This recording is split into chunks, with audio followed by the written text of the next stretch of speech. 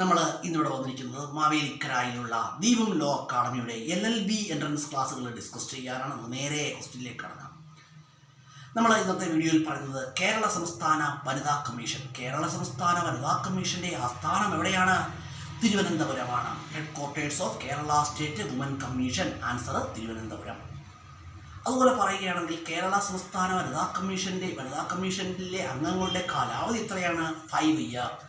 Official time period of chairperson and members of Kerala state woman commission. Answer 5 years, 5 വർഷം.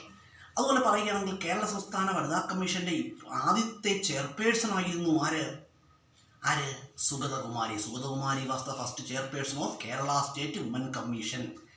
Kerala state woman commission was established on 1996. 1996 Kerala സംസ്ഥാന വനിതാ commission രൂപീകൃതമാകുന്നത്. Kerala സംസ്ഥാന വനിതാ കമ്മീഷൻ്റെ ഇപ്പോഴത്തെ അധ്യക്ഷൻ ആരാണ്? P Sridevi. P Sridevi is the present chairperson of Kerala state woman commission. Kerala